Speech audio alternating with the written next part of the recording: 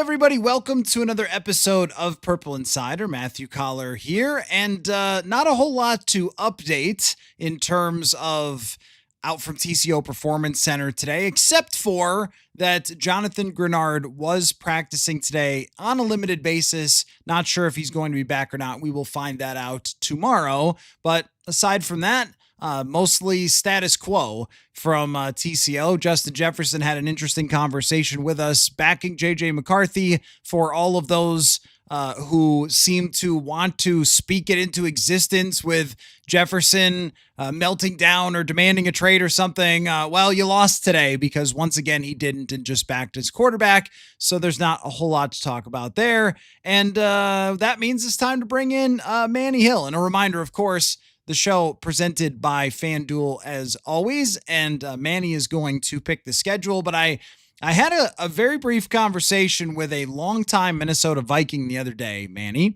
and all I said was, "Hey, you guys are head to Lambeau. How about we keep it normal this time?" And his response was like, "What do you mean?" I was like, "Do you need me to go over the last 10 years of Vikings going to Lambeau?" So I think we should do that.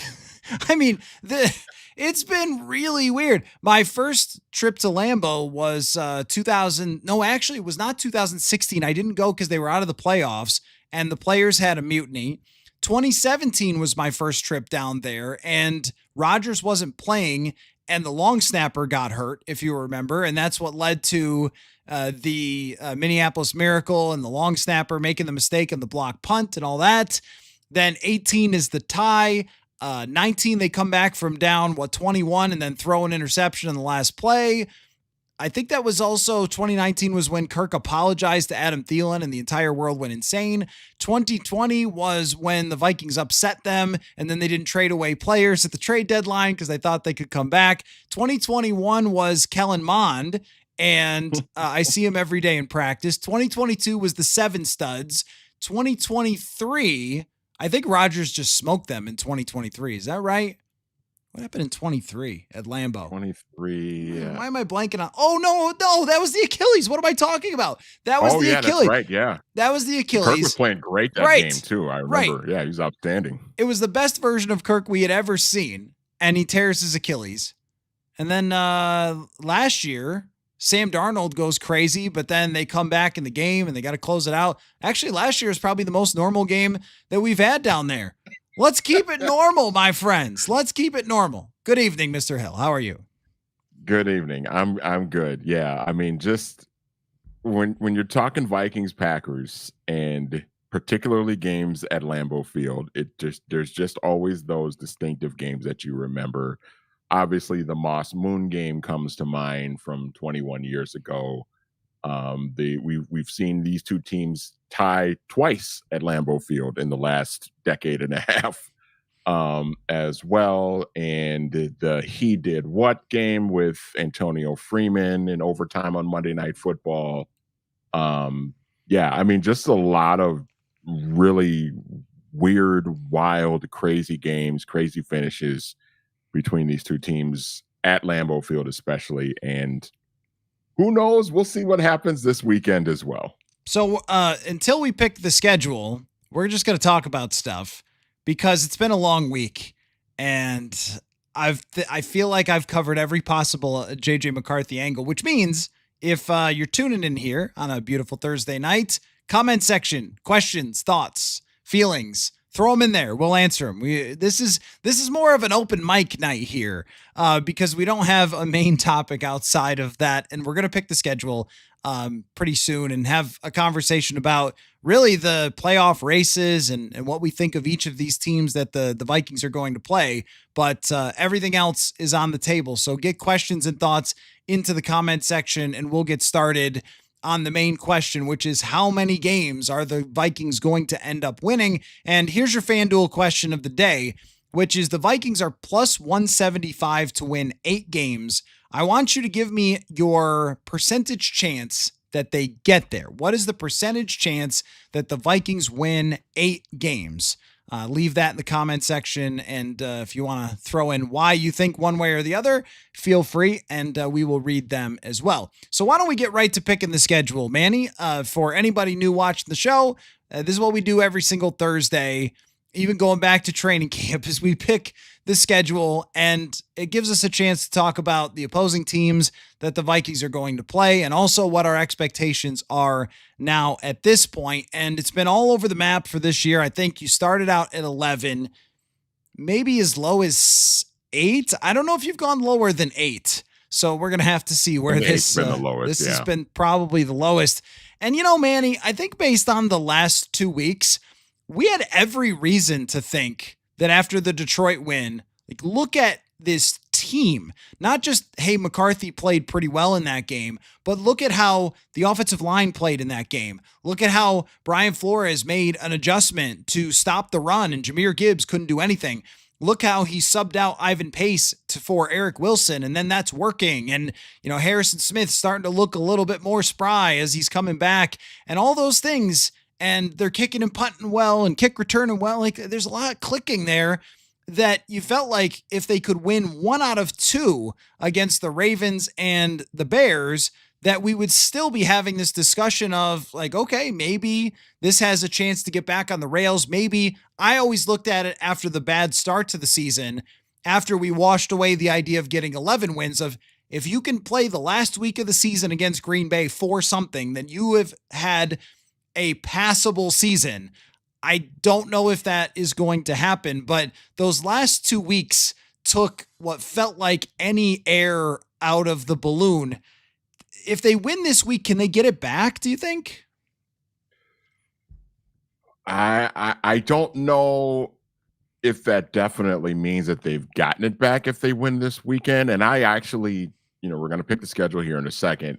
I actually think the Vikings have a decent chance of winning this game, mainly because, one, we saw them go into Detroit and in that hostile environment and play well enough and win that game a few weeks ago. But also, the Packers are a little banged up right now on offense. I think pretty much their entire receiving core is on the injury report right now. It's a lot of the guys are listed as questionable. So, is Jordan Love going to have anybody to throw to? Is he going to have enough guys to throw to on Sunday? We'll find that out. But I think if they can find a way to win this game on Sunday,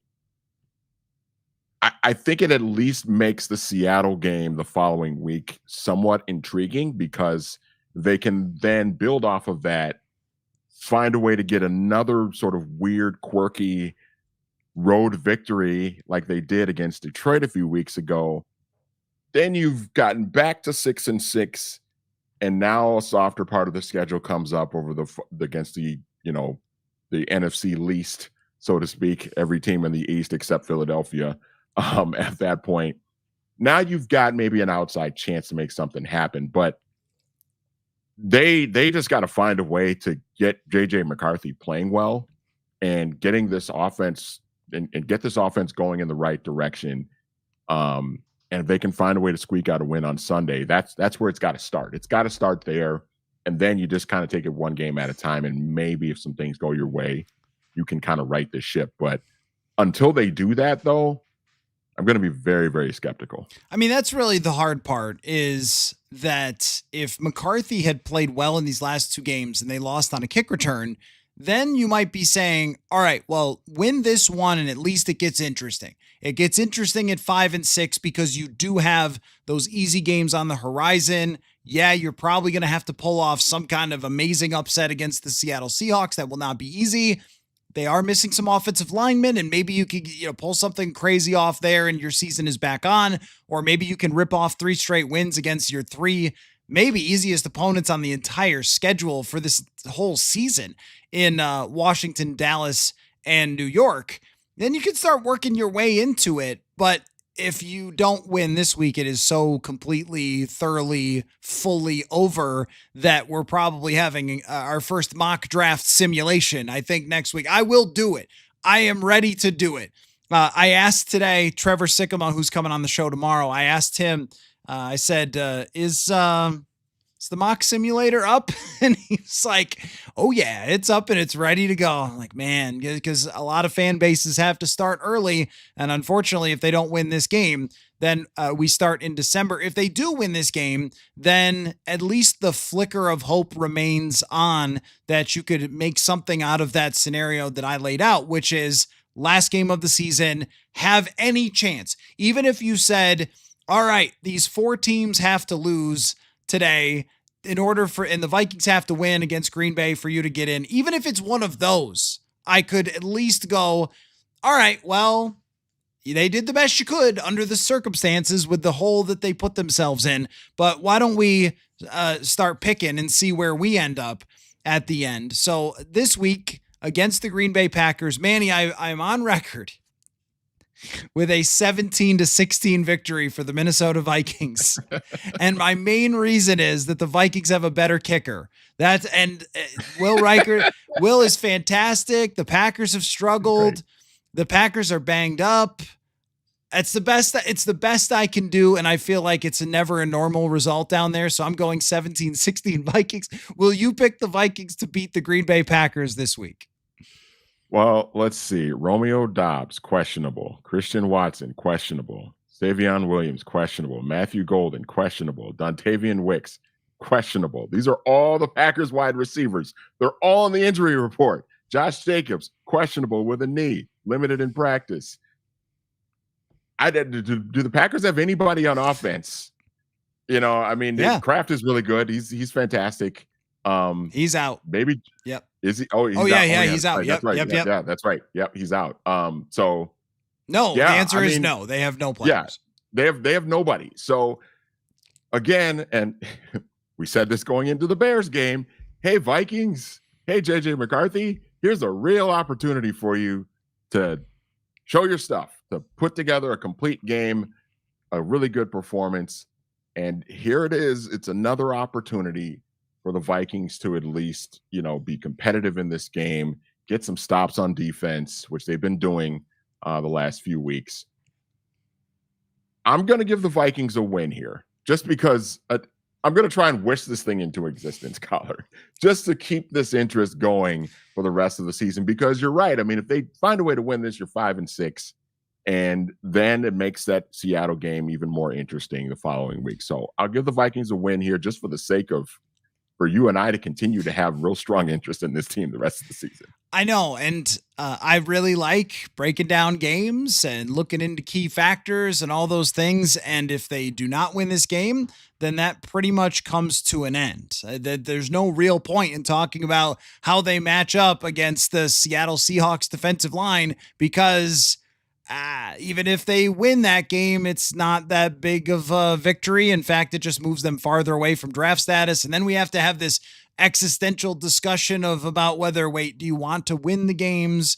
But if you don't win the games, then that means McCarthy played bad. But if he plays really bad, then that means he's really bad. I mean, and then it's all of that is no fun at all. So yeah, I mean, all right, why not? I actually think what you said is exactly right. If you're making this case that the Vikings could beat the Packers, I mean, look at their recent performances. They barely escaped against the New York Giants. That's a horrible team.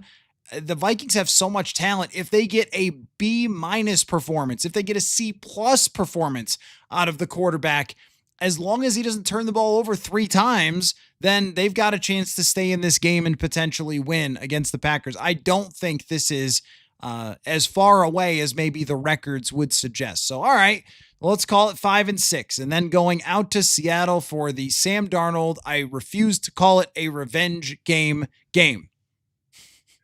Well, I will give the Vikings a chance to win this game because of their defense and their knowledge of Sam Darnold. Brian Flores saw Sam Darnold in practice every week for an entire season last year. So he knows a little bit about him, knows how to attack him. It's just going to come down to the defense being able to execute and make some things happen, maybe force some turnovers. Sam's been throwing some picks the last couple of weeks. So, we'll see, but I think it's going to be really tough still. So I'm going to give Seattle a win here. I think it'll be close.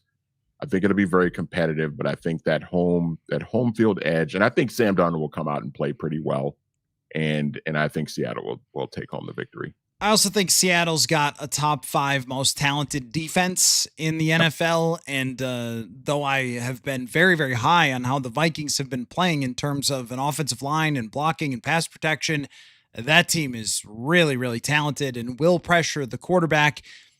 I think that's what makes it tough. And even last year, Sam Darnold was talking about playing in Seattle as being really difficult, and they had some pre-snap issues and things like that. I mean, I know that McCarthy has been better on the road so far than he's been at home, but that is a tough place to play. And I think that player for player, they can match up. The only thing, though, is if Seattle has some offensive linemen who are out, their center, who has been very good in pass protection, is out. Gray Zabel is banged up. I don't know if that's a longer term injury or not, but that's their first round draft pick they feel really good about. And if you could stop their run game and then pressure Sam Darnold, this is what we know, that he has a penchant for turning the ball over. He can make amazing plays under pressure, but he can also spin backwards and run you into a 15-yard sack. He can also just kind of blindly fling it up there like he did too many times against the Rams. And I've also been waiting, Manny, for at some point, there is going to be a game where this team gets 4 picks or gets 3 fumble recoveries or something. You just can't go this long with this much talent on a defense and never get turnovers outside of that one Cincinnati game. And I guess they do tend to come in bunches at times. Last year, they're leading the league in takeaways or in interceptions. And this year, they can't get the ball away from anybody. Feels like one of these games, it's this week against Love or next week against Darnold. I think that's going to happen. But picking a loss here makes a lot of sense. So if they go to 5-7, then the Commanders come here presumably with Marcus Mariota as their starting quarterback. And I guess he's a little banged up too. I think they're on a bye week coming up this week, and he's a little banged up. I don't know who they're. I do. Of course I do. Of course I do. Okay, I'll get you a guess here. This quarterback has played for almost every team in the NFL, UFL, any other. Josh Johnson. There you go. Josh Johnson. Yes, oh my God. Yes, it is. He's played for half the league, and it's unbelievable. It's incredible. Oh yes. my goodness. So he can win a game for them, but I think it'll probably be Marcus Mariota. Yeah, and Washington is just kind of a mess right now with the obviously the injury to Jaden Daniels, and their defense has just been really, really bad this year. I'm going to give the Vikings the win at home. At some point, the Vikings have got to find a way to win a game at home. They haven't won Cincinnati. That Bengals game was their only win at home this year. At some point, they're going to find a way to win a game at US Bank Stadium. And I think this will be it on December 7th against Washington. So I'll take the Vikings in a win here. Oh, Josh Allen got injured? Please give me an update on that. Are you watching the game, Manny? Did he get banged up? I am, but I did not see him get injured. Oh, okay. They're on commercial break right now. Okay. Chat, give me a update on that. Chat's not so sold on Seattle. Justin thinks Seattle's a mirage. I don't know about that. Their defense is really good. The defensive line is really good, man. Yeah, Isaiah's got JSN going for over 100. So does Iconic. Well, yeah, I mean that's the other thing is they're going to have to get pressure on Sam Darnold because if they don't, I don't know if the Vikings corners can cover those receivers. Well, right, because they also added Rashid Shaheed, who's very fast, and Cooper Kupp can still play. He's not at the same level that he used to be, but middle of the field, those completions, those easy completions that are there against Flores, and the one-on-one is for the issue that I would have with the Vikings beating Seattle is that Sam throws the deep ball as well as anybody in the entire NFL. And what has killed the Vikings defense in their secondary this year, it's been when teams have been able to throw deep, like Justin Herbert to Ladd McConkey or Devontae Smith or A.J. Brown. The last time A.J. Brown looked happy was against the Vikings. And I mean, you have to say, I really have thought over the years that Byron Murphy Jr. has been a good corner for the Vikings. I think that he didn't just stop being a good corner, but the numbers don't lie this year. It's been a much more difficult year for him. And I think that some teams have picked on him deep and gotten some big plays against him. Isaiah Rodgers really struggles with that, with the ball in the air, making a play on it.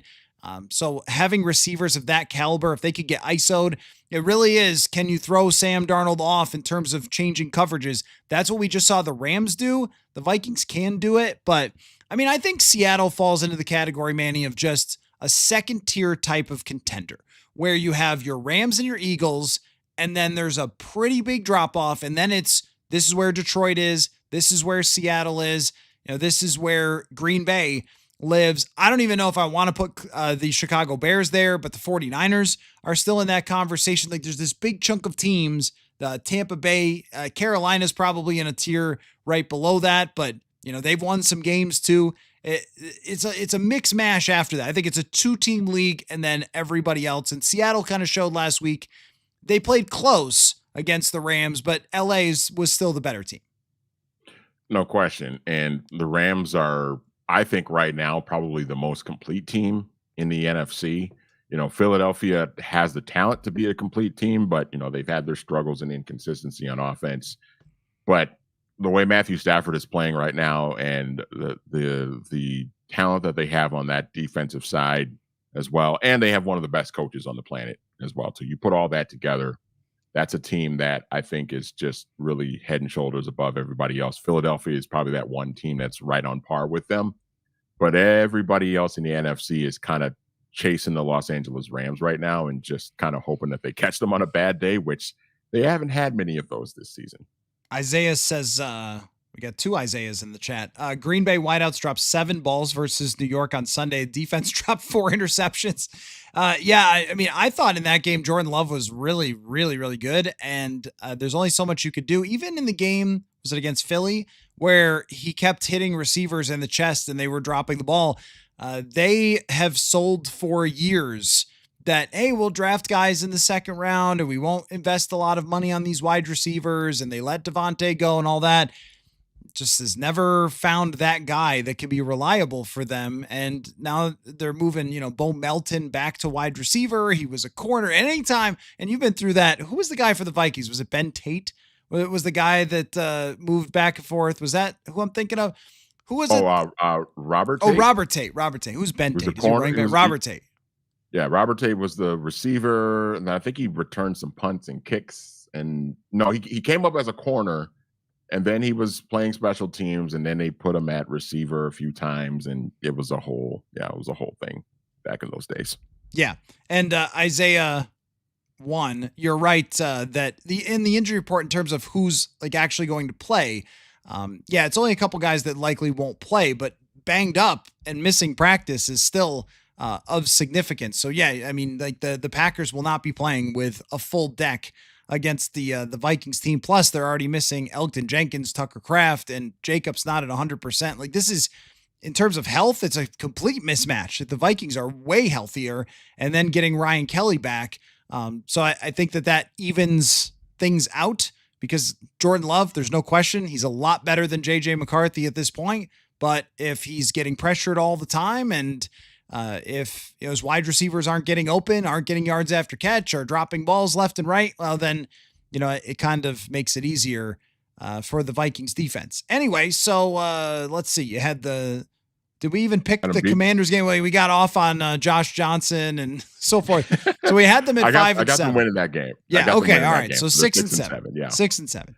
Out to Dallas, who is kind of a mystery this year. I think they've been at times fantastic on offense. They certainly were the other day, even if CeeDee Lamb and George Pickens were having a nice quiet meal and missing their curfew. I'm sure that they were just having a good conversation in a quiet casino corner with each other.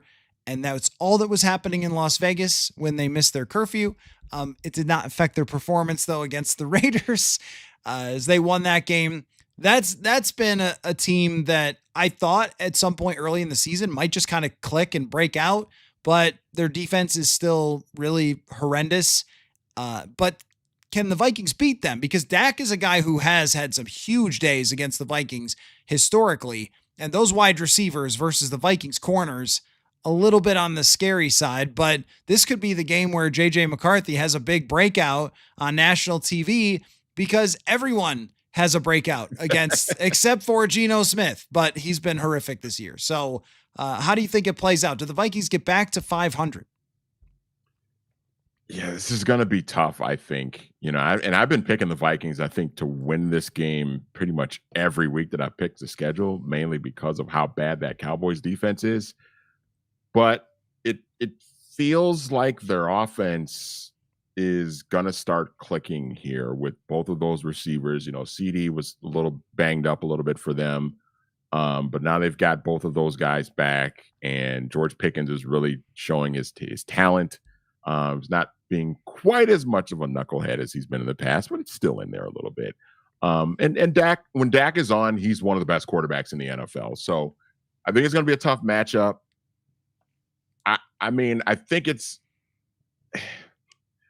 I feel better. I would feel better about picking this game in a few weeks after the Washington game, because I feel like if McCarthy can have, a breakout performance against Washington, which the opportunity will be there because that defense is bad too.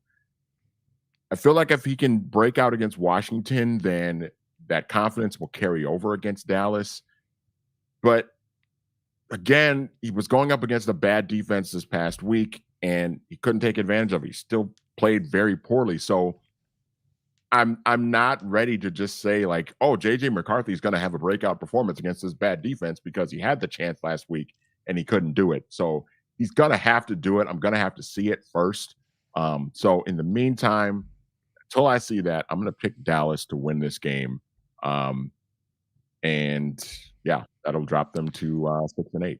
I mean, this 3-game run, so it really breaks up the rest of the way. The 7 games break up into 2 really difficult road games, 3 extremely winnable games against garbage teams, and then 2 extremely difficult home games. And if you go 1-1, 2 out of 3, and then at least it's mildly interesting at the end, but 3 out of 3 is really what you need to get into that conversation again. It's just hard to see that happening. Like in the NFL in general, I think they're better than all 3 of those teams as a complete team. And that's why the conversation is always so hard about picking games now is, well, yeah, I mean, they could go 3 for 3. They're way better from player number 2 to player number 53. But when you talk about the quarterback matchups, Jackson Dart's been better than JJ McCarthy. He's not even really close so far. And of course, Dak Prescott is better. Now, Washington to me is a team that's season is just completely over. So if you get 2 out of 3, so we've got them now at what, 6-8 is where you have them right now, and facing the New York Giants in New York, December 21st. So do they get to at least 7-8 by Christmas time?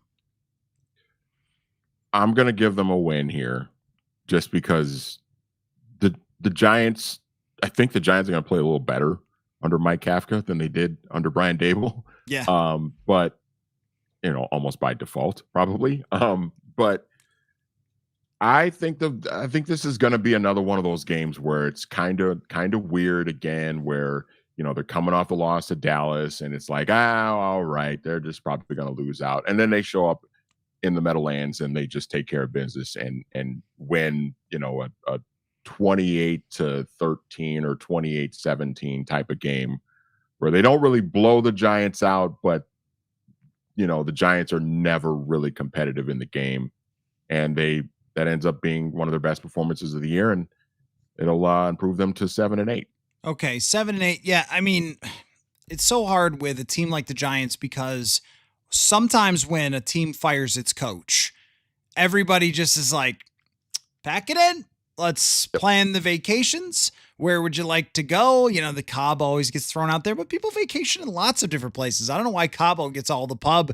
I've never been to Cabo. Have you? I have not been to Cabo. No, I've never been to Mexico ever. What is your, if you were on the Giants, where would you be planning your vacation right now? Where, like, what place? Because if I was on the Giants, I would have it booked. I'm like, let me get in early. You never know with travel. Things could change. Let me get my flight set up to, where are you going?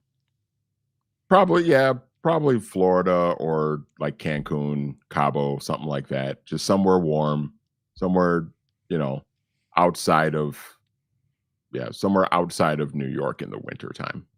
Somewhere warm. I feel like your creativity was very low on that one, Manny. I was, maybe that's why. Maybe everyone's is. Maybe everyone just wants to get warm. I was gonna say, I mean, for me, I like going to Vegas a lot, which is really funny because I'm not a gambler or a drinker, but there's a lot to do in Vegas. I went to Penn and Teller show, which was amazing. The last time we went, I went and saw Lady Gaga at their hockey arena, which was really cool. I'd love to go to a hockey game. I've been to an Aces game out there. That was awesome. So, there's lots to do. I'd probably go out to the desert. Anyway, 7-8. This is where we're at, folks. 7-8. And they will play the Detroit Lions on Christmas Day with just 3 days in between. That could be pretty tough. I imagine Detroit will be jockeying for a position for the top of the NFC North at that point. Can the Vikings get to an 8-8 by the time they head into week 17? Is that possible for you, Manny? I'm gonna say no, because I think in addition to the Lions, jockeying for playoff position and trying to secure the division, I would imagine as well. I think the Lions are going to be really pissed off at the Vikings that the Vikings came into Ford Field and kind of beat them up a little bit. That the Lions just kind of strike me as that team that's very prideful, very competitive. They have seized control of the NFC North over the last couple of years, and they don't want any one of these other teams coming into their yard and beating them. So I think the Lions are going to be coming into that game, playing with a purpose, motivated fully. And I think they're going to take it to the Vikings that day, and that will drop the Vikings to 7-9. We got some good answers. Bora Bora. Where is Bora Bora? It's like here's when you guys find out I know about absolutely nothing except for football. I don't know where Bora Bora is. Do you? Let's see. French Polynesia. Did you know that, or did you? No, you didn't know. I just looked it up. I was gonna say, there's no way you knew that. So we're talking Pacific Ocean. Yeah, it's like an island. Okay. Yeah. Okay. Now this one I've never heard of. Seychelles. Is that how it's pronounced? Is that? That's that. I googled that. East Africa. How do you guys know about these places? It looks incredible though, from the pictures. Okay. The only international travel I've ever done is to Canada, which shouldn't surprise anybody. Hawaii. Yeah. It's a good answer. Hawaii's a good answer. It's a little long of a trip for me. I don't like to be in a plane for that long.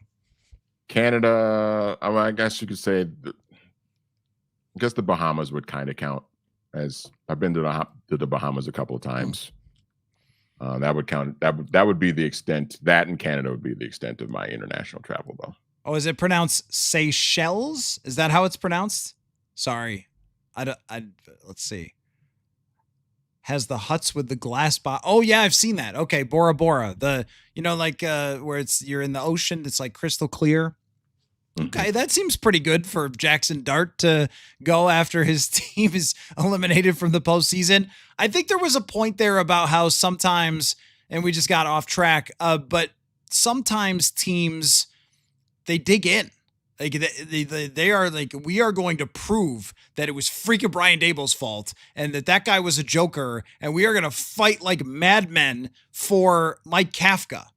And sometimes they book to Seychelles or Bora Bora, and you get an easy win against that team, because the one thing that we could be pretty darn sure about is that this team is not going to give up. Like, the Vikings are not going to turn on their coach. They're not going to turn on each other. Like, there's just too many veteran players that have way too good of reputations to do that. I mean, Donovan Jackson, that guy's fighting every game to progress. And Will Fries, they gave him way too much money to take it, half-hearted. Brian O'Neill is a warrior, man. He's going to fight through everything to be out there. Darisaw is too good. Jefferson's going to be out there as he was. Remember what a lunatic he was in, was it week 18, 2023? And he was pissed off that they took him out of the game at the end when it was a 10-point game and they couldn't win. And he wanted to go back in. So like I think this team is going to continue to just like fight like crazy, which means if the Giants are booking, what else we got? We got a New Zealand. Ooh, I'd like to go to New Zealand. I know very Yeah. little. I know very little about it, but I'd like to go there. It looks incredible. I watch a lot of House Hunters International, Manny, Mhm. and let me tell you, those people are unhinged. Sometimes you will see people. We watched an episode the other night because we'll just call one up every once in a while and watch it, where the people were moving to, or the guy was moving to like Bangkok, and he was moving there with like he had just quit his job, and his whole story was that he needs an apartment for like $300 a month. And he was talking about how he had been in real estate and had a big house in Charlotte or something, and then all of a sudden is moving to Bangkok to start his own company and needs it to be like $300 or $400 a month for the rent. And you're like, are you a criminal on television? Why? What did you do in Charlotte that made you need to move to Thailand or whatever? I don't know, man. Better off trying to stay in a hostel or something, man. So I think, I mean, those show up at times. But okay, yeah, New Zealand is nice. Trained there with the New Zealand military. That's awesome. Yeah, it looks like a really cool place to go. But every time, usually the people who are moving to New Zealand, though, my point was on House Hunters International is that they're normal. They're like, oh yeah, we got awesome jobs in New Zealand, so that's why we're moving there. And you're like, well, this episode sucks. Move on. I want crazy couples that just met for the first time as they're moving to some random company or country. I want people who start weird companies that seem very fake and might be, money launderers that for some reason decided to put themselves on television. Like that's what I'm looking at. There was one, and we'll get back to picking the schedule. There was one where a guy moved to Mexico after he got divorced, and he made sure to mention numerous times that he was dating in Mexico.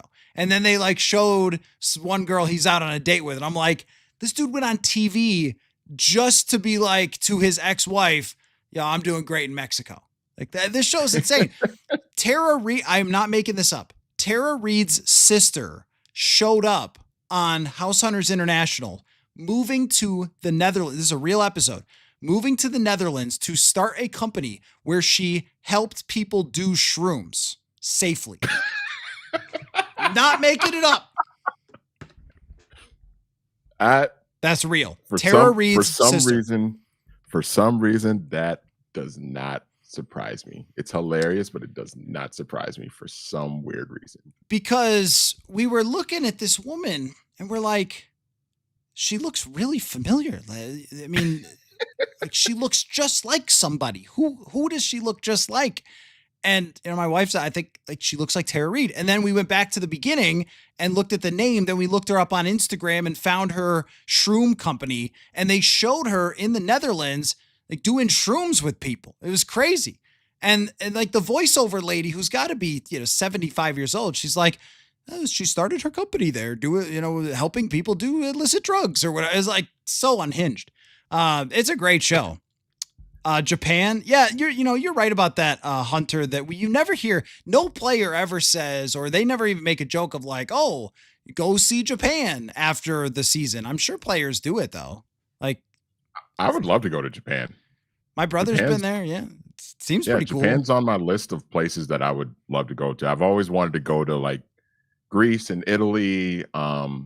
Since I was a kid, I've always been fascinated by those places, but like Japan is also one of those places where it's like, I want to go over there and just like have the food and kind of explore, some of the mountains over there and just the scenery and everything. I'd be really curious about that. I mean, the history's got to be insane, right? Like, I think it's pretty cool to go to the East Coast, DC, Virginia, and see like the Revolutionary War stuff. And you're thinking about, 400 years ago, where, how many ever years ago?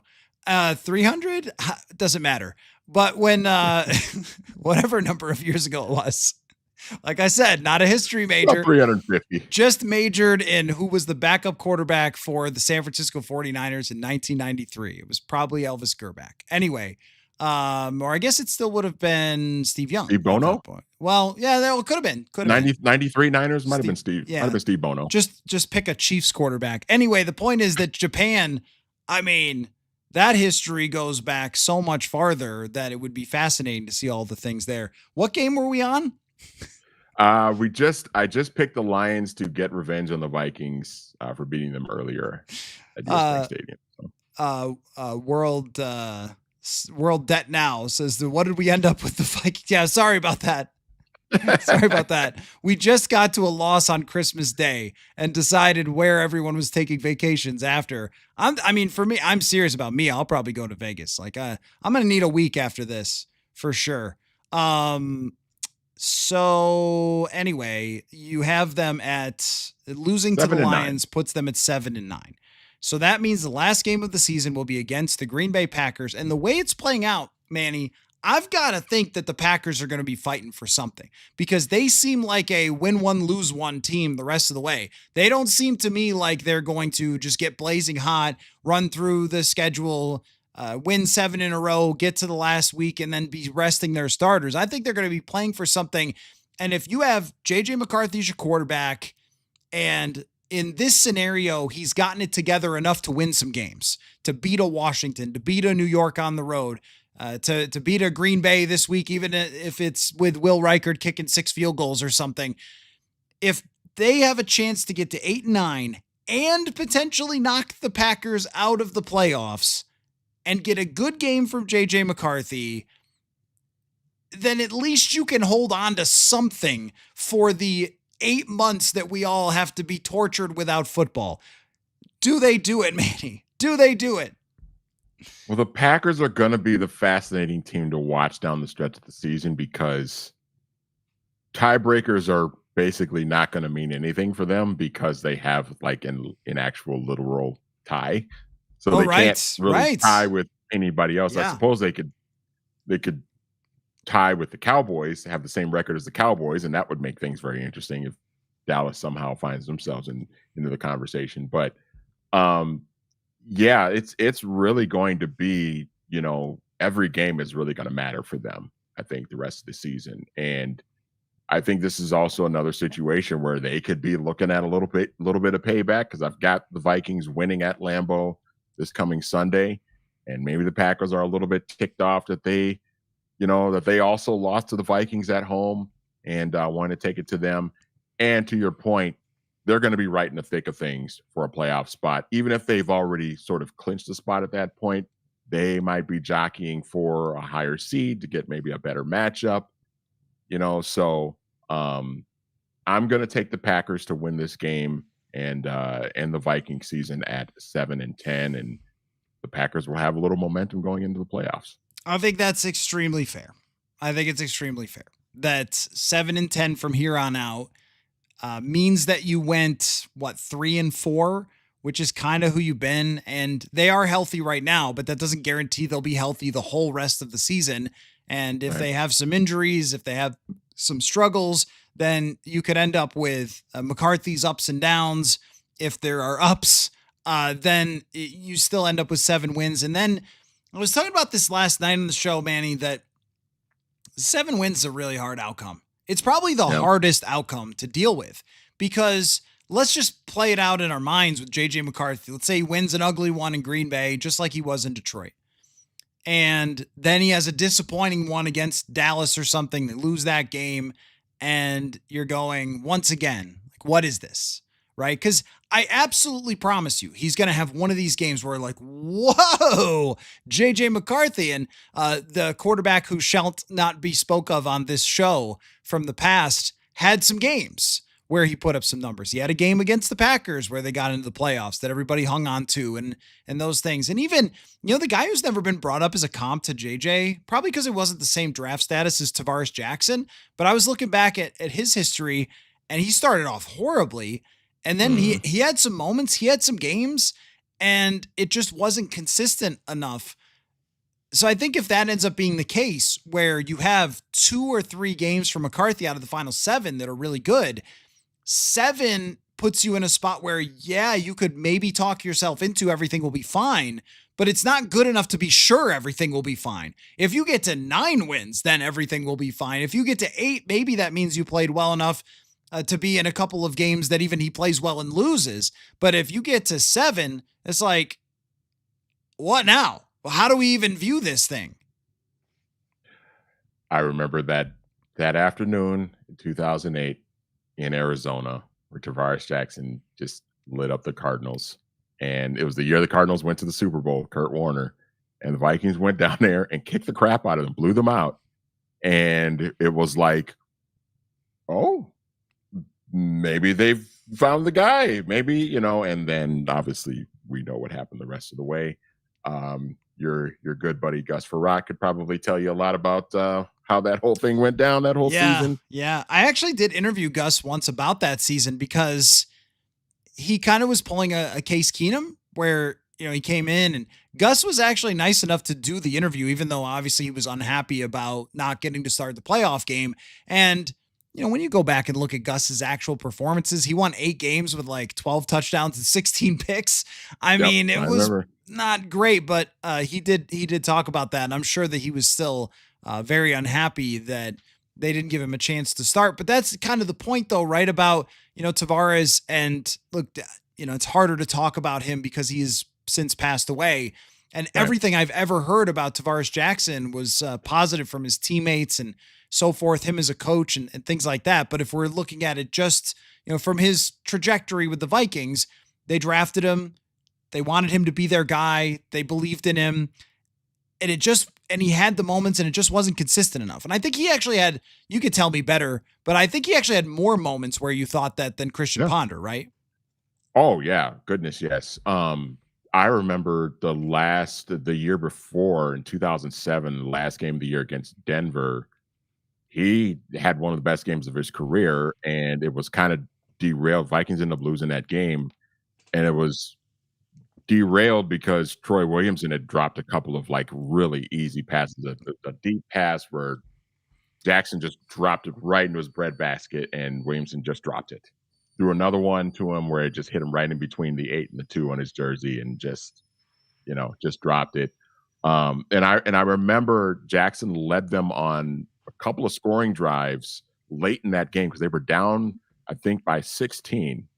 And why I remember this is beyond me, but they were down by 16. I think he led them on 2 drives of touchdowns and 2-point conversions to tie the game. I think they ended up losing in overtime to end the season. But Jackson definitely had his moments that had you think, okay, there's something there. There's something there, but he just could never really put it all together. And obviously they went and got Favre the next year in 2009. So I think with McCarthy, I think I think at some point this season we're going to see that moment for him too, where he's puts on a great performance. But I think we have to remember, not just because of history, but I think just because of just common sense, that one big breakout game doesn't necessarily mean that he has arrived. It's something that we are going to need to see continue and be more consistent over the course of the rest of this season. And, depending on how things finish out this year, will determine if they go out and get some competition for him next off season. And then we'll see how that plays out. But, I think we're going to need to see, obviously, some huge strides, some huge improvements from J.J. McCarthy over the course of the season. And again, I keep saying it, there's going to be opportunities for him to have these big performances. But damn it, he's got to go out there and he's got to do it because he had a chance to do it last week and he couldn't get it done. Let me take a look here. I'm curious about remaining defenses where PFF has them, because these are based on the player performances, not numbers. And numbers can be pretty tricky, just with some teams haven't had their bye week, which is ridiculous. And also just, schedule and stuff like that. So this is just grading their performances. Overall defense. So they play the Lions and the Packers, who are currently 3rd and 4th, and Seattle, who is 6th. So that's not going to be too easy. But he did have a good game against Detroit already. So there is that. And then, though, I got to scroll quite a ways. Washington is 27th. The Giants are 29th. And the Cowboys are 30th. You know what just popped into my mind, Manny, is a 3-game run where J.J. McCarthy is absolutely feeling it. And then we're like, what do we do with this? Because they just played 3 of the 5 worst defenses. Where does Chicago rank? Because they had a bad statistical defense. They're in the bottom third too, aren't they? They're like in the 25th, yeah, by 20s, PFF. yeah, 25th by mid-20s. PFF, yeah. Which of their grades would have gone up after this weekend. So maybe we can't guarantee anything when it comes to that. But even then, I think that tells you how hard this is. Like when you go back and look at Sam Darnold one of those years, I think it was maybe 2019. He had a great run to end the season, and everyone went, oh, yeah, he's arrived. And then the next year, it just wasn't good enough. And that's what's hard about trying to figure this out. What I wish we could do, Manny, is in some sort of hypothetical world, take JJ McCarthy and put him somewhere else in like 2023 at this age, develop him for 3 years, and then bring him back. But you can't do that. Because that's what we all need to know. And also, how far can you come along? I have seen enough from McCarthy in terms of high-end stuff, athleticism, arm strength, and character stuff, the way he's handled all of this. And you can make fun of him all you want, people on TikTok. You're all hilarious. I get it. But from a reporter perspective of him, giving insight into how he's viewing this stuff and feeling, I just think it's wrong to like, hey, the kid's saying I've got to rewire how I do a lot of stuff. And people are like, oh man, he's cooked. And you're like, oh, come on. Everyone has to do that. Donovan Jackson told me the other day that college is so much different from the NFL. He's had to change his mindset entirely. No one made fun of Donovan Jackson because he could pick you up and throw you over the stadium, but also because he's playing well. And when McCarthy said this stuff during training camp, people ate it up. Oh, that's my quarterback and everything else. So I think that's unfair to him. I think that he's handled all of this very well, considering the weight of the entire franchise is rested on his shoulders. And sometimes I feel like he feels that when he's trying to make a throw. I thought that the Jordan Addison deep shot to the end zone was either he's not seeing anything out there and just fires it up because Naylor is wide open right in front of him, but it also could be, I got to make a play. I got to take a deep shot. And I think the average depth of target stuff, people wanted to put it on KOC, but I think a lot of it was him just trying, like, I'm going to push it down the field. I'm going to make a play. I'm going to get an explosive here. I'm going to come back in this game and I'm going to win this for us. And I think that that's been a little bit to his detriment. But overall, he's continued to go back to work and he's had, at least from what the players and the coaches have said, good practices and he's trying to make progress. But you can't do what I said. You can't like go back in time and uninjure his knee so he develops for an entire year. And the unfortunate part, Manny, is that they need answers. They can't just hang around and wait until 2027 and then go, the light went on. Because then you're going to have 7-win seasons and people are going to get fired. And then you're going to be talking about, his rookie contract running out. So the fact that the clock is ticking makes this so unbelievably unfair to young quarterbacks. But that's the reality we live in. No question. And I think about when you're talking about him, almost trying to do too much, always trying to go for the big play all the time. I think about the first pick that he threw against Baltimore, where he had 10 yards of turf in front of him to just, I think it was 3rd and 6 on that play. He had plenty of time to just, tuck the ball and take off and run and pick up the first down. But he was trying to hit that home run because it's like he wants to try and show, like, I can make the big time throw at this level and I can show everybody that I can do this. I think for him, it's just going to come down to just finding a good balance, and that's a hard thing to do because all of these quarterbacks, all of these, the elite ones, the Mahomes, the Jacksons, the Josh Allens, all of these guys, they all want to make big plays happen. They all want to make that big explosive play to try and help their team win. But those guys understand that sometimes you got to dial it back a little bit. You can't throw a 120-mile-an-hour fastball over the middle to Aaron Jones, who's like 7 yards in front of you, because it's probably going to go right through his hands. It's like, yeah, it just feels like he's got to just dial back everything a little bit, not just the physical stuff, but the mental side of it too. And he's 22 and I don't know what's going on in his head, but it feels like he's just so ramped up and so amped up. And I think that just comes from obviously him being physically talented, but him also just being 22 and playing high level competitive college football his entire time at Michigan, just playing big game after big game every single week. So he's constantly in that mindset, and it's not a bad thing, but he's going to have to figure out a way to find some balance in all of this. And he's going to have to do it pretty quickly because, to your point, the clock is ticking, and the Vikings as a franchise need to figure out if this kid can really handle all of this going forward. It's all so challenging because the peak for quarterbacks is what? 25 to 32. And let's even call it, I mean, Sam Darnold didn't click until 27. A lot of the quarterbacks that we grew up watching didn't click until 26, 27, right? And he is 4 years away from that. How are we supposed to know when that's going to get there? But also, we've seen some other quarterbacks that, they get other chances, like a Justin Fields, multiple other chances. And the main issue was he couldn't see the field and he couldn't get the timing of offenses right. And it haunts him. And actually, to me, what's more disturbing than footwork and throwing is timing. It's the fact that you see receivers flash open. Here is when I think KOC will say it presents itself, and you can stop the tape. And every one of us, it doesn't take any sort of all 22 genius. You could stop the tape and you could go, this is where the ball is supposed to be out right now. And it's not. And then it's, oh my God, throw it as hard as possible because I missed my little tiny, and this is how hard it is. Big league baseball players hit 100-mile-an-hour fastballs. I don't think anyone could fully conceptualize how fast a 100-mile-an-hour fastball looks when you're in there. It's the same thing here. Justin Jefferson runs 20-something miles an hour. That is so freaking fast.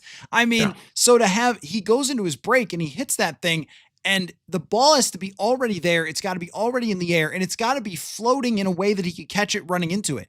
And Kurt Warner, I did a really enjoyable story with Kurt Warner about, the timing and things like that, and the touch throws, I think, was the main subject. And Kurt was talking about how he would put the ball into a space. And this is really accuracy. When you think about this, think Phillip Rivers, think Drew Brees, where he would put it into a space where the receiver could run into it. And one of the things he said was, if I float the ball with a pretty good touch on it into that space, my receiver has a lot of room for error. So, my throw has a lot of room for error. My receiver can adjust to it. He can bring himself back a few feet. He can bring himself forward a few feet. He can get an extra little edge as the ball is in the air on the corner who can't see the ball, but he can.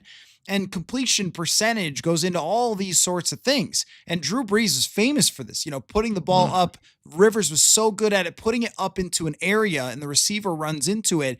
But it looks like you are the most accurate person in the history of the United States of America, when really your wide receiver may have been like, oh, that's 5 yards off, but I can come back to the football because I have time.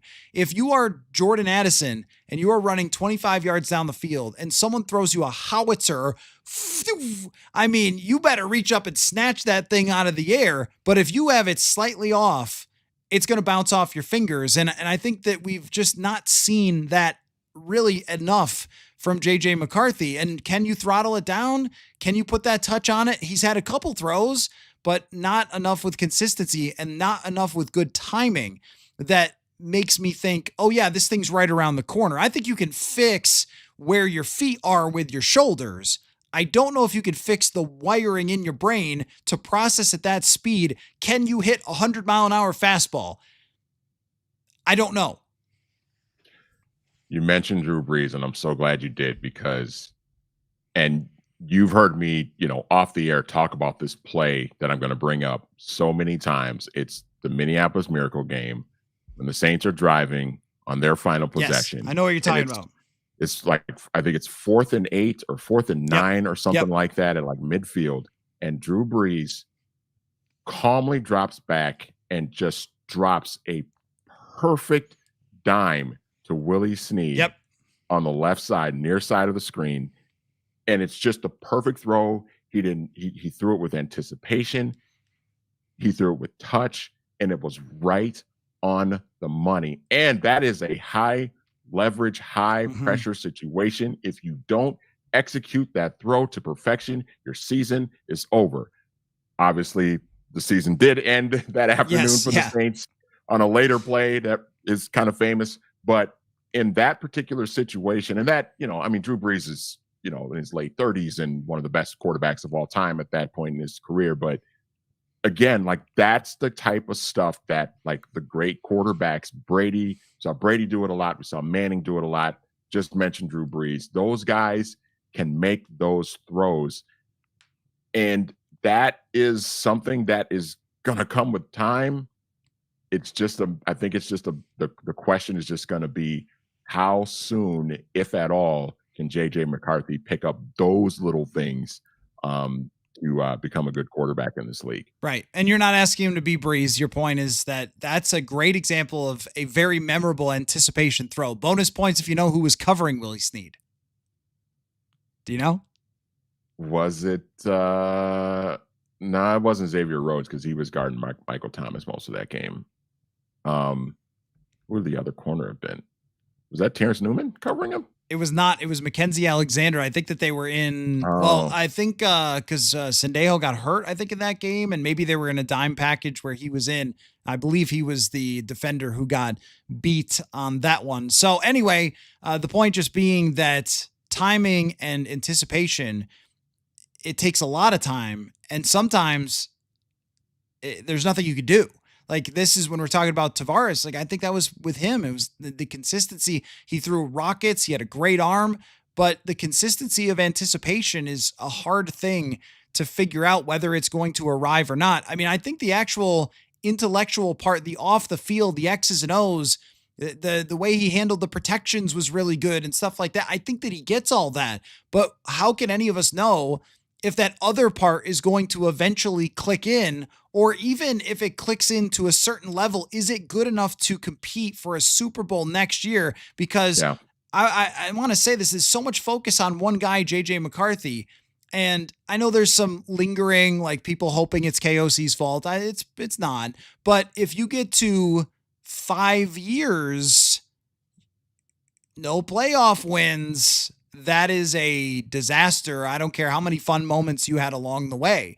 I mean, for every, nice Buffalo win that was memorable, I was there. It was a special time for me to go back home and then have a game like that was incredible, but it ain't the playoffs. And that's what you're here for. So the pressure is really high on everyone in the organization after this year. And that's not JJ McCarthy's fault that he got drafted to a team like this with expectations. Also, you're allowed as a young player to have success if you're good, right? So it really comes down to whether he can get it or not, because I think there's a lot of the rest of the bones of this thing is very good. And that's a hard place to be. As a professional conversationalist, it's a hard place to be because it's like, what are they going to do at corner? I don't know. Is JJ good?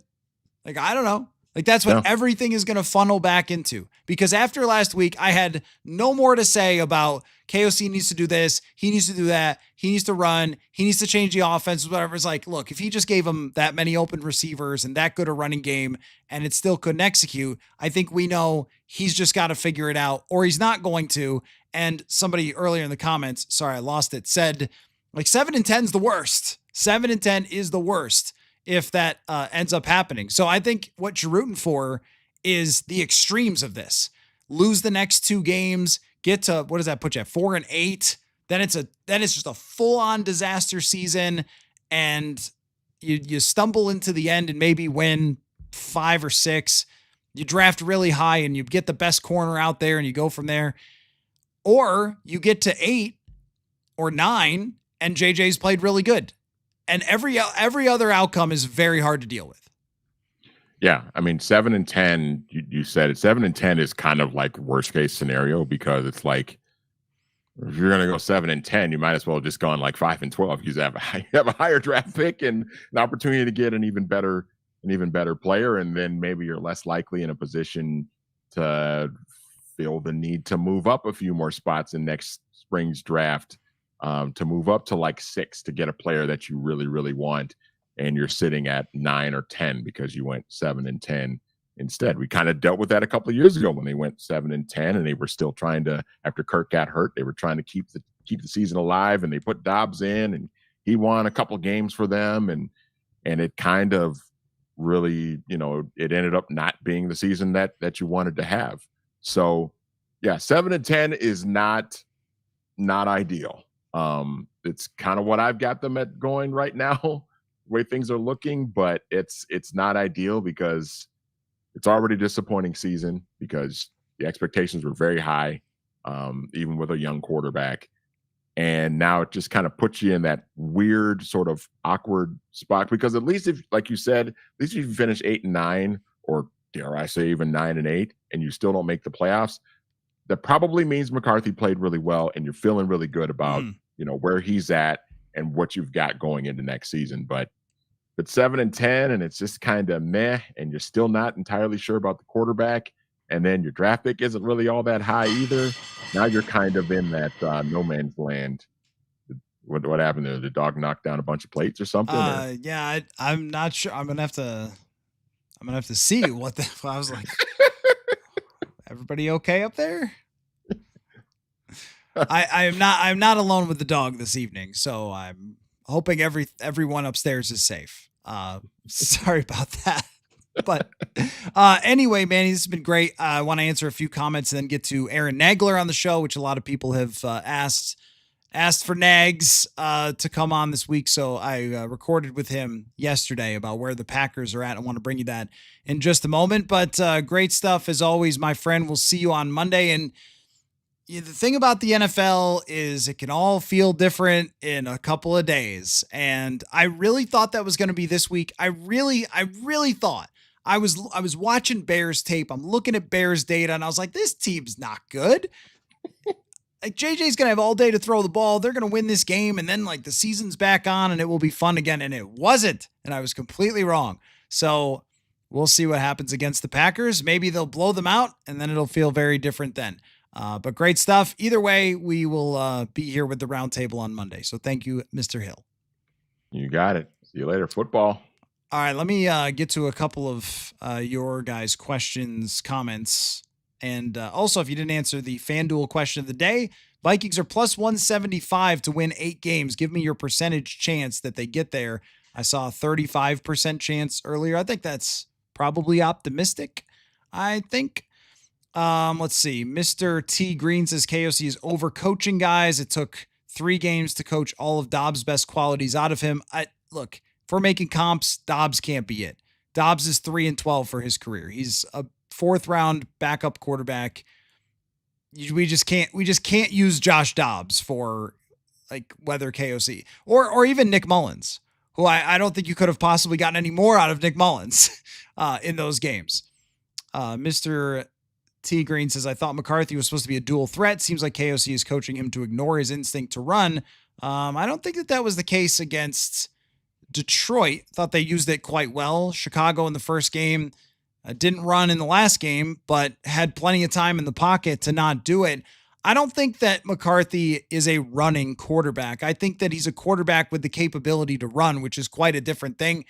There have been a few times, though, that I'd like to see it. Even the throw that was dropped by Addison, he had 20 yards in front of him that, he should take off. And I think that could even out some of the stuff in terms of trying to win games, the ups and downs, if he did take off a little bit more. But I don't think you want him running a lot and taking a lot of hits, because he's also kind of a crazy person when he gets outside of the pocket. And he took a couple of huge hits against the Detroit Lions that I wouldn't want him taking. I want him playing and throwing footballs. We don't need to see if he can run or not. You need him to throw the ball. So I'm not really into, hey, they should start doing the time for they need to take drastic measures to eke out wins is gone for me. Just run your offense and see what happens. That's where I'm at right now. Walter says some of the media have Brosmer needs to play more than JJ McCarthy. Well, I mean, look, when it comes to the JJ or with JJ and Max Brosmer, there was a point in the last game where I thought, put in Brosmer. Like, I felt the same way as you guys. It was going so badly that Brosmer would have given them a better chance to win, possibly just by, hey, he can see it and get the football out. But you also have to understand, Max has not been taking first team reps. You saw how hard that is from Shedeur Sanders. He has not ever taken first team reps. And you're asking him to go in and try to save a season against the Chicago Bears, kind of too much too much to ask to just pull your starting quarterback at that point just because you don't like the way he's playing. What I would like to see with Brosmer is, hey, look, if JJ gets banged up and he goes and plays, then we'll all find out. But what I'd like to see is another full off season of building on this, and then him as part of a competition next year, whether it's back up behind McCarthy or as a part of a competition. I mean, I guess to start, depending on how it goes, probably not, probably as a backup, and see where his career takes him from there. He's a rookie. I think that there's some desperation to just see something different, anyone different. That's where the most popular person on the team is the backup quarterback. Let's let Max Brosmer develop too. He's an undrafted free agent. He's shown a lot of talent for seeing defenses, understanding how offenses work, throwing with good timing and rhythm. And I like him as much as everybody else. I don't think it's a good time to toss your first round draft pick who has all these great physical tools onto the sideline for the undrafted guy because you don't like how the first round pick is playing through 5 games. But I mean, look, I would not count Max out for anything. I wouldn't count him out for eventually becoming a starter, for having a really good career. I think that's all on the table for him from what I've seen. He had a really, really good training camp and practices from what I saw. And as far as his intellect and his ability to understand the game, it's elite. He's as good as it gets when it comes to that. He's gonna be in the NFL a long time. Let's see. Do you all think the way McCarthy throws from a wider stance is affecting his accuracy? Well, there's no question. There's no question that it is. When you slide that foot out there, then where does your head go? Like your head for throwing the ball. Think about this. I mean, if I'm going to toss you a ball from 10 feet away, if I look at you and toss it to you, or you shake me around like this and then I throw it, like which one's going to be more consistently accurate? If you are sliding way out, I mean, you are taking your head down with you. Most of the great passers, they're rotating almost, this is why it's so similar to a golf swing. They're almost rotating around as if there was like something straight up the middle of them, like it was sticking you in place and they're rotating around it, right? As opposed to sliding forward like you're out of the stretch as a pitcher. Like that's not how you want to do this, because you're talking about wanting to keep that head as stable as possible to hit your target. I've learned a lot about these quarterback mechanics lately, but that's one thing that I've definitely taken away from. I also think that if he was timing things better and throwing with better touch, that he could have some inaccuracy issues because of the mechanics and it would still be okay. But it hasn't been because the timing is way off. Hunter says, tired of people coming up with BS excuses for why this season and its QB play is an utter disaster. Well, that's right. I mean, if we're all living in reality, we can both say two things are true. JJ McCarthy's career is not freaking over. He's not a bust. People love that word. They love to say it. They love to just slap a label on something. He's a bust. Move on. Don't whatever. And that's been the wrong way to approach a lot of quarterbacks historically. There's way too many quarterbacks who started off their careers tough and then got better for me to say, oh, bust, see ya. Don't even talk to me about JJ McCarthy. It's over. But also, on the other hand, it's been a disaster.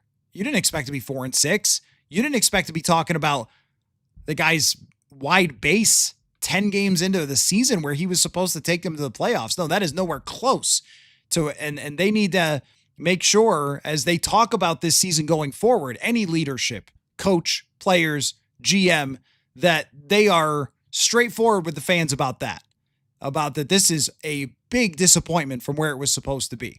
Because I know you'll hear that from the Wilfs when we talk with them.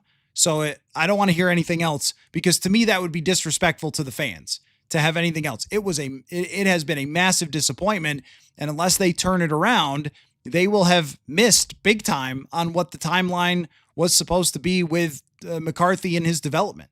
So there's no doubt about that. And I think last week was where all the excuses sort of ran out. Maybe it's this, maybe it's that, maybe it's not running enough and all that sort of thing. World Debt Now says, I've never really believed in elite wide receivers. QBs make receivers. No, I don't agree with that. I mean, Justin Jefferson. I know Mahomes won after Tyreek Hill left, but no, I think that receivers have a lot to do with their quarterback success. You can't just grab the best quarterback of the generation and be like, see, I mean, that's like people did this with Brady, but then Brady got Randy Moss. And by the way, that the production for Mahomes since then has not been the same from Tyreek Hill. Tom Brady was going along, going to Super Bowls, throwing 20 touchdowns. Then he gets Randy Moss and throws 50. So I've never really bought that.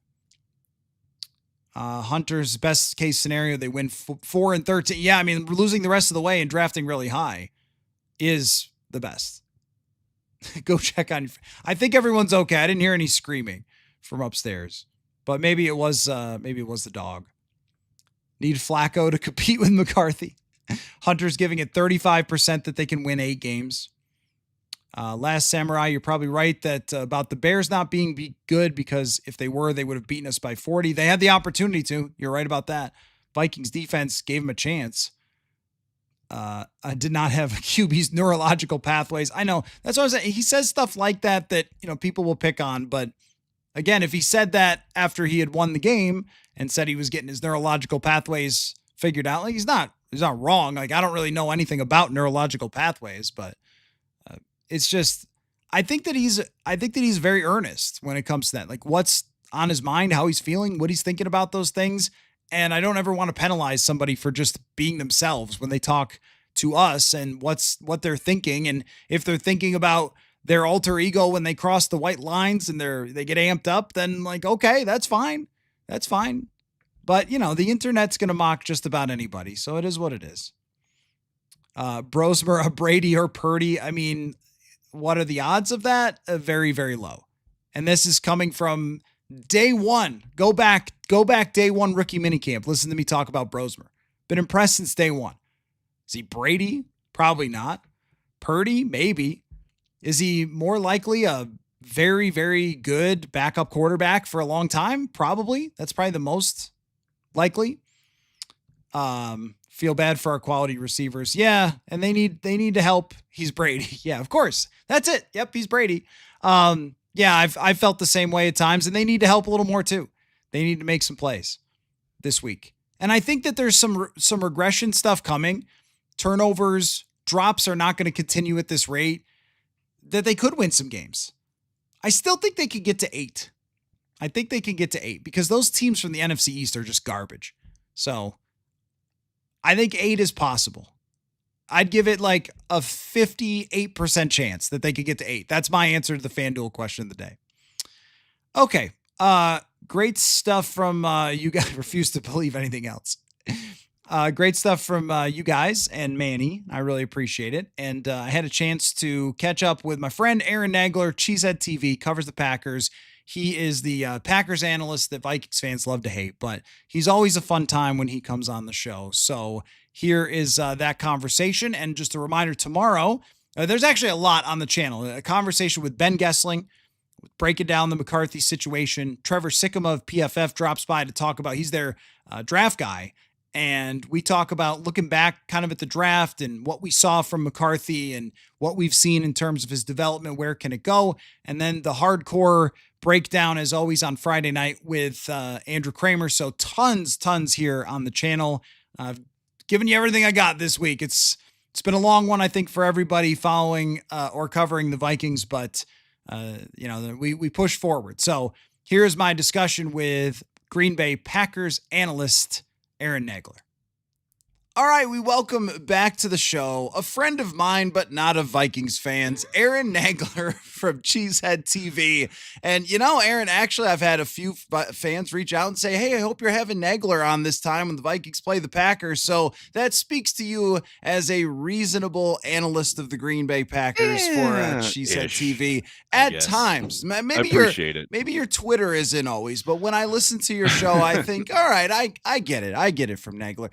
Here's my question. When are they firing Matt LaFleur? Because Vikings fans cannot wait for that. Get him out of there. You know what they should do? Every week Jordan Love doesn't play well. The Packers fans want him out too.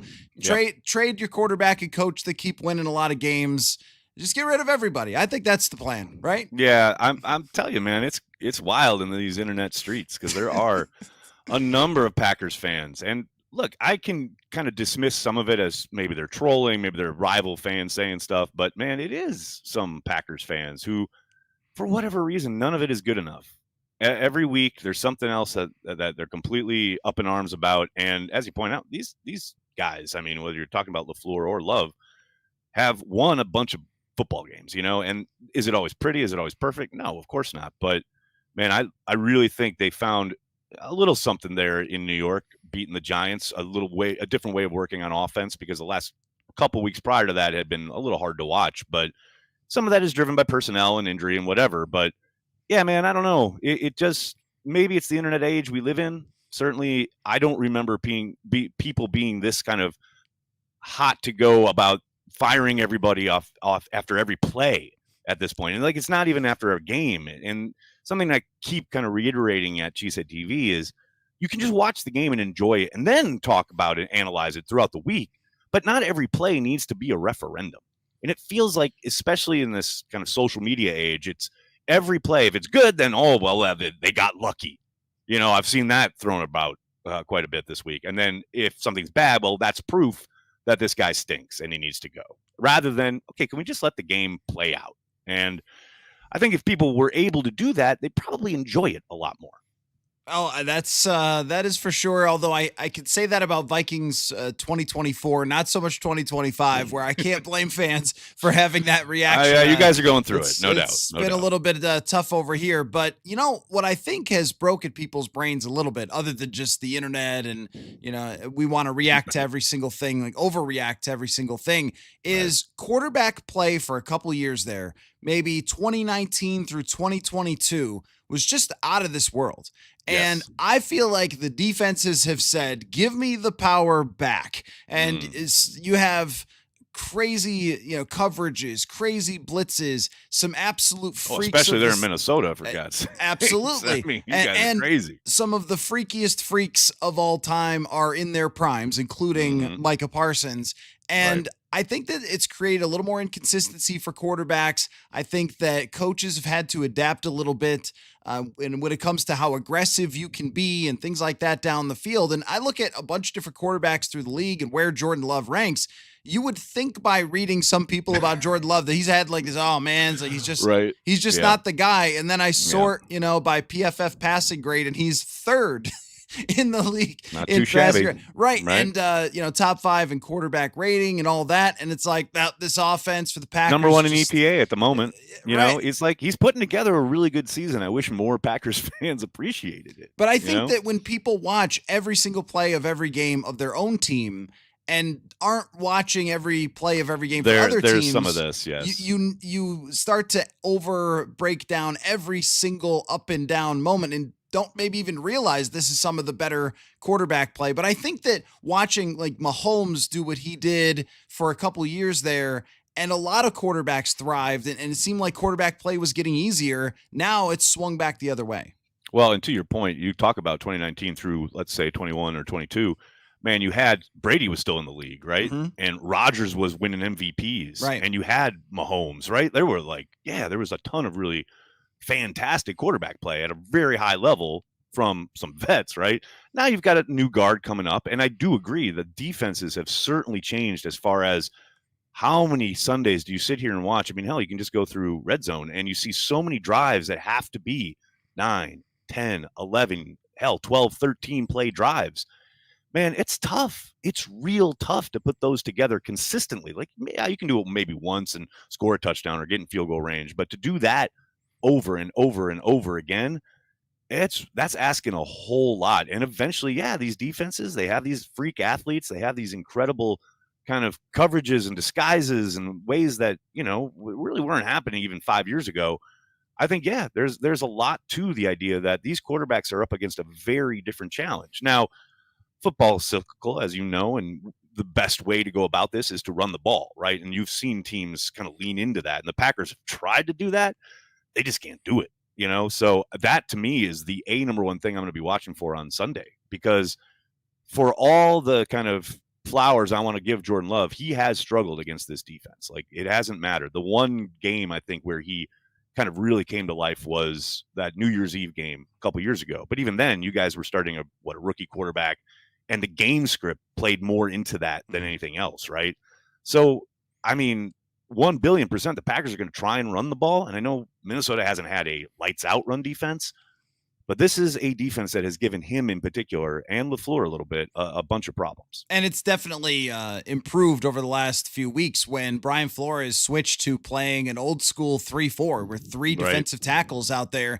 And they were very good against Jahmyr Gibbs. They were very good against Derrick Henry. And then overall against Chicago, even though Chicago controlled the score the entire game, they finished with 3.8 yards per carry. So it wasn't like they were hanging on to the ball. They had one long drive, and that was kind of it for Chicago. The health is such a factor here for Green Bay as well. And I know the ragey fan will say it's not an excuse. It's like, well, you know, it's not an excuse, but it's a reality. That's the thing that no one wants to acknowledge, right? Like, oh, the next man up. It's not an excuse, but it is a reality. It is something you have to deal with. Like, that is 100%. And how are they working around Tucker Kraft? Because, I mean, Jacobs, I feel like they weren't really running anyway. So whoever is back there is probably, it's going to be what? Wilson is going to be most likely Wilson and Chris Brooks kind of mostly probably on third downs due to pass protection. But here's the thing. We're recording this on Wednesday morning. I do know that the reports on Jacobs were that there was no long-term issue with the knee. It's structurally sound. It's about swelling and dealing with the swelling. We'll see. He may go on Sunday. I'd be surprised, but there is an outside chance that he might play. But regardless, I mean, to the point, they can't block anybody up front. And Tucker being in there helped a little bit, but even when he was there, it still was a slog to try and get anything going on the ground. I mean, they'll stick with it just because you don't want Jordan Love dropping back 45 times against this defense. But yeah, man, it's rough without Tucker Kraft because he was their main yards after the catch guy. I do think they could get something going with Matthew Golden if they ever got him involved like that. But as far as like trying to generate any kind of offense through the air down the field, obviously you saw Christian Watson really kind of put his stamp on that game here in New York. I suspect that's going to be a focal point for Jordan Love, for the Packers. And hopefully I would think maybe on early downs as well, because Matt LaFleur has really leaned into running on early downs, trying to stay ahead of the sticks. But again, hasn't been very successful. And we saw a little kind of break from that in New York. And I suspect that probably continues a little bit against Minnesota. With Kraft, it was almost like a running game through the air at times. I mean, I think his average depth of target was like 5 yards, and then he was averaging tons of like dart routes, stuff in the flat that he just turns upfield and turns into something. And you saw Musgrave get some of those here in New York on Sunday, and it was ugly. I mean, they're just very different players, right? And I think Fitzgerald, maybe Wiley, they can do those types of things. But Musgrave's a receiving tight end. He is not your classic inline guy. They are undoubtedly going to still try to get him the ball at times, but it's going to have to be vertically. It's going to have to be down the field, down the seam, on a corner route, something where he can use that athleticism, because it's just not going to happen if you're asking him to catch a ball in the flat and break a tackle. That's just not his game. So why hasn't it clicked for Golden the way that maybe some expected? Because I saw a lot of great reviews coming out of training camp for him. He was phenomenal in camp. The problem, of course, is that there are a number of guys ahead of him who's been in the program for a while, right? And it's just you have to earn those opportunities. And I think Golden's done a good job, but if you talk to people inside the building, there's certainly instances where he runs the wrong route, and that was kind of peppered throughout the early part of the year. In fact, it kind of manifested itself in a kind of amazing way in that Dallas game. I think it was the opening drive, but it was an early drive where he takes it's not his route at all. He just takes it upfield because he sees green grass. Problem is he runs legit right into Dontavian Wicks's route, and the two guys are right there together, like 40 yards down the field. Now Golden ends up catching it, big play, very exciting, but that's an example of they can't trust you to be out there, 30, 40 snaps a game if you're going to be breaking things off and doing things incorrectly and running the wrong routes. I mean, you're trying to, put concepts together. But I will say there was a moment in this game in New York where, Jordan kind of got off schedule and was fleshed out to his left. And Golden did a phenomenal job of kind of scramble drill, getting off his coverage and making himself available to the quarterback. few more of those. He'll probably get a few more opportunities here this week, but it's really just it's about the pecking order, and they'll continue to bring him along. But that's kind of always been the way in Green Bay. This is not new. It's not surprising. I know it's probably frustrating for him, and I know it's frustrating for fantasy owners because I am one. But it's just that is the way that the Packers have always operated. I think that it's probably the way most NFL teams operate. If you can't get the routes and the distances and everything right, and then fans, because we all play Madden, will be like, "Well, isn't there a way to just like get him the ball?" Spam him. That's yeah, right. My favorite is just spam him. Like, great, yeah. Let's just throw away possessions or downs. That sounds great. Right. That's it. Yeah, that's hard. And he's got to learn and develop. And I think that they knew that when they drafted him, that the 428, 429, whatever it was not a finished product yet because he didn't completely run away from everyone in college. So there's work to be done. But it feels like the same sort of discussion with the group of weapons that you and I have had for a few years now. It's like everybody has their thing that they're pretty good at, but nobody has the effect of I am going to be the one each and every week. And it felt like you had that with Tucker Kraft, where it was going to be each and every week. And now the whole kind of, you have to distribute where the ball is supposed to go, but it's not as consistent as when you can have an Aaron Rodgers and Devontae Adams. I do think there's a decent chance that Christian Watson develops into that over the course of the back half of the season.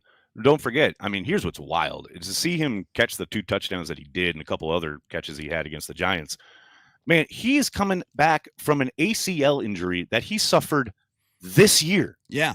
It was in January when he got hurt, right? And he is back out there in November scoring touchdowns. That's insane, right? And the idea being from Packers fans that I've heard a lot is like he needs to get the ball more, he needs to be out there more, and I very much agree. But I have to think there's still a pitch count, still working him back, making sure he's, responding well each and every day, each and every week. I do think, though, that as this season rolls along, Watson is going to get more and more opportunities. Maybe not like a classic number 1 wide receiver, but he will be, I would think, the focal point of the offense, at least through the air. So how will they block it up against Brian Flores' many looks? I mean, Jenkins being out is huge. Yes, it is. It is. Although Sean Ryan acquitted himself pretty well in New York. He had some rough moments against Dexter Lawrence, but man, Dexter Lawrence has made a lot of people look bad throughout his career. Mm-hmm. I just talked about this yesterday, actually. It led my daily chat with this is a much stiffer test as far as just the communication, right? And you do have a new center and working in concert with Jordan to try and ID things pre-snap and try and get a handle on who's coming, who's dropping, and things like that. And again, I'll say it. I have no problem saying it. I mean, Flores got Love good a couple of times in Lambeau last year and a couple of times out there in Minnesota. I would suspect you're going to see, maybe an attempt to get some screen type things going, not a classic halfback screen because Matt, for whatever reason, doesn't love that play apparently. But, some of the wide receiver screen stuff that I know Packers fans are sick of. But I do think the big key this week is going to be getting the ball out of Jordan's hands as quickly as possible.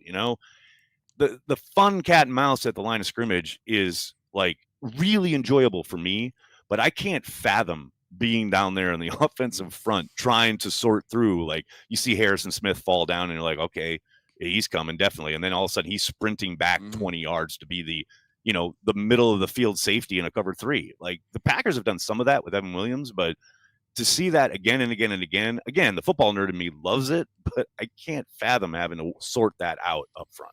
And last week, I don't think we'd ever really seen Brian Flores run corner blitzes. And then all of a sudden there was 7 or 8 corner blitzes, but that was against Caleb Williams, who obviously scrambles all over the place. Jordan Love does not. The one thing that I am super, super impressed with Jordan Love is that he does not take sacks. And to me, those are the hidden yards and the hidden EPA in the National Football League. It's like, I know everyone in Denver is now defending Bo Nix with their life. And he's not perfect, of course. But one thing you got to give Bo Nix is that he doesn't take 15-yard losses. And Jordan Love, still 16 sacks all season long. And I think that even if he is getting pressured, he is going to get rid of the ball. I think the key for the Packers is probably to make the Vikings secondary tackle, because that's where they've been not the best. Colston Loveland ran through them. Oh my God, that clip of Loveland and the 2 dudes like just bouncing off of him, yes. short of the sticks, by the way. If they just make that tackle, he's down before the sticks. I know I'm not saying anything your audience doesn't know, but watching them just like pinball off of him, I got to admit, that was pretty hilarious. Yeah, it was. I mean, well, the thing is that that's really been an issue the entire season long, is that if you could get into the secondary, Isaiah Rodgers weighs 170 pounds. Harrison Smith isn't the tackler that he used to be. Theo Jackson, Jay Ward, different guys that they're mixing and matching there are just not the same. So what is the expectation now with some of the injuries and that you've gotten this far into the season? Because I feel like you mentioned Christian Watson. This is where we're in the back half, like coaches coach, right? If you're going to make changes, then this is the time to do it. And I do think that the criticism that LaFleur can be predictable, though that's kind of a platitude. I mean, I don't disagree with it totally. Right. So what changes do you expect down the stretch here? Well, we started to see a little bit of it, I think, against the Giants, where traditionally LaFleur has really not called or looked for a ton of kind of outbreaking routes, especially in the intermediary areas. And that is something you saw quite a bit of, actually, against the Giants. And you also saw some bootlegs, some stuff that, I know there are a few film nerds who have been calling for this stuff because so much of the offense had gotten horizontal. And as you say, like pretty predictable. And not just for fans, but what had been really frustrating for the last couple of games prior to the last Sunday's contest is, man, if I know this is coming, I know defenses understand your solves. And that's the thing, because you talk about Tucker Kraft. It's great when you have Tucker Kraft and he can turn it upfield because the defense packed the box, right? And Jordan knows he's got a run pass option, throws it out to Tucker, the guy's outside block, and away you go. The problem is that works once, but if you run it 10 times, the defense understands what your solutions are. And the defenses the last couple weeks have really understood what the solutions are. So it was heartening to see a little bit more kind of, I don't even want to say downfield passing, but attacking the intermediary areas and really getting Love on the move a little bit. But ultimately, none of that matters if the Packers can't block it up. And the offensive line is in for the biggest test, I think, that they faced all year because what we were just talking about. But if they can block it up, yeah, there's probably some areas they can take advantage. On the other side, Micah Parsons seems like he's worth talking about here. Good.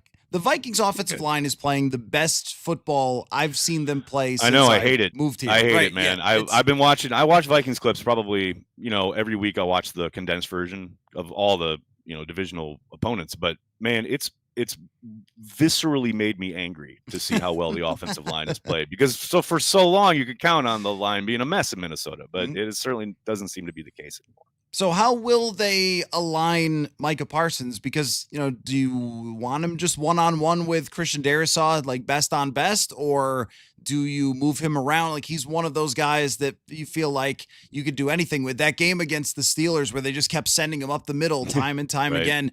What is your expectation there?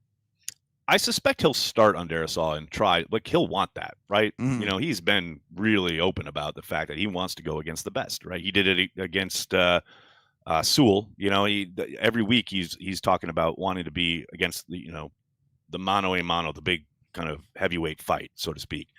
I think he'll start there, but I don't doubt that they'll move him around. Some of it'll be context driven play, as far as what they suspect Minnesota's going to do, what their tendencies are. How can we try and take advantage of that? Let's move him around. I don't doubt for a moment that Parsons will be a problem for Minnesota, like no matter where they line him up. But the issue is everybody else, because right now at the start of the year, guys were eating because Parsons was getting the attention, rightfully so. But man, Rashawn Gary, Devontae Wyatt, Kingsley Enagbare, maybe they get Lucas Van Ness back this week, maybe. All of these guys need to step it up, because right now Parsons is doing everything. I mean, he is killing it and he's getting a lot of attention. But man, these other guys are playing patty cake. It's hard to watch. So it doesn't really matter where they line Parsons up if the rest of the guys don't do their gig. And that is something that is pretty damn noticeable the last couple of weeks that has to change starting Sunday. Hopefully. What happened to Gary? I mean, I feel like he was elite a couple years wild, ago. Man. Just hasn't come back. What's funny is that he started on a bit of a heater like this season. He really came out the gate taking advantage of the fact that Parsons was getting all the attention. But I'm telling you, over the course of the last 3 weeks, it's been hard to watch. And some of it is he's just not on the field. he's taking himself out. You see him call for a breather. I don't know if it's conditioning or what, but man, he's just it's so funny because like just the other night, when you're watching the Raiders game on national television, there's Max Crosby playing 98% of the snaps or whatever it is, and Gary's playing like half, maybe 3/4. I don't get it. I don't know. I'd love to know. And now maybe the weather starts changing, tracks get a little slower, maybe he takes advantage. Maybe that happens. We've seen that through his career early in his career. He certainly came on down the stretch early in his career, and that's something Kenny Clark used to do all the time. He would kind of disappear in the middle of the season and then really turn it on once the weather changed. Maybe that occurs, but right now it's a pretty big mystery, and they're not going to do anything they want to do unless he gets turned on.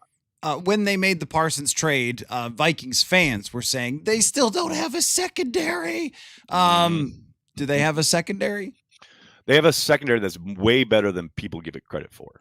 Certainly, they're going to give up completions at times, and so I know Keyshawn Nixon is kind of the popular whipping boy, but I think he's coming off a game where he played pretty damn well, and they're way better than people give him credit for.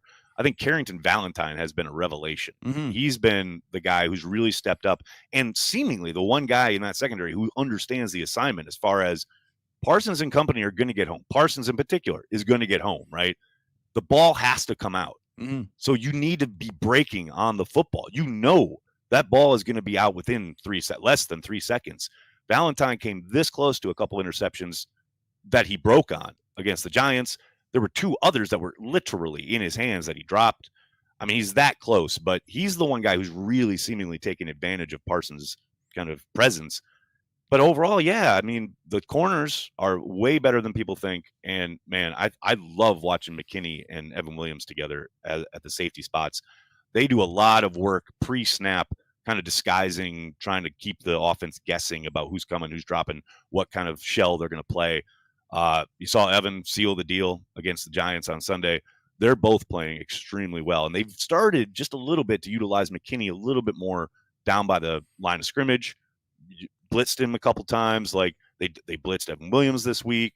So they're starting to kind of mix some of that in, whereas earlier in the year it was very much kind of keeping their shell and keeping it all in front of them. Okay, finish off with the kicker's going to miss at Lambeau here to lose to the. No, I'm just kidding. Oh my God, the kickers! You had to ask about the kickers. You had to. Hey, how the turntables? The Vikings have exactly. untouchable kicker. No, here's what I really want to wrap on is just what will the feeling be in Green Bay if they win? What will the feeling be if they lose?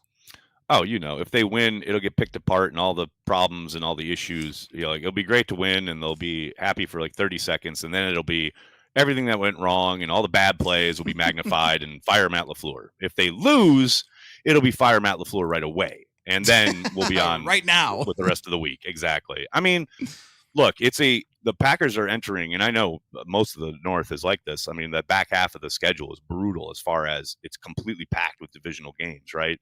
The Packers are going on a gauntlet right now, starting with Minnesota, but they have 3 divisional games in a row. So yeah, this is a obviously important stretch, and I think getting off on a good foot with a win over the Vikings would, I think, buoy the feeling, the vibe around the team and around the fan base. But man, like we said at the top, it's just I'm just going to try and enjoy the game. This is the best time of year. This is the best kind of moment as a fan where you're back half, weather's turning, you're at Lambeau. Let's get after it. I mean, when I saw this come out November 23rd, I was excited. Like, I'm going to Lambeau in November. Hell the yeah. crisp air walking into that stadium. It's yes, sir. It should that part should be fantastic. How it goes from a Minnesota side, who knows? The thing with the Vikings is that they could play with the defense the way it is. They could play with Keep anybody them in every game. Right? Exactly. So you feel like. I feel like every week for the Vikings is going to be on a kick return, on a field goal, right, on a or tipped a fluke, pass, right? Some kind of fumble, whatever. Yeah, they've had 5 tip passes that have fallen right in front of defenders, and they haven't been able to catch it. Or, I mean, last week Caleb fumbles and nearly kicks it in the end zone, but he gets it. There's been a lot of that in this game. So we will see how it goes. Cheesehead TV, Aaron Nagler, you are the best, my friend. Thanks for popping on. Really appreciate it. Thanks so much for having me.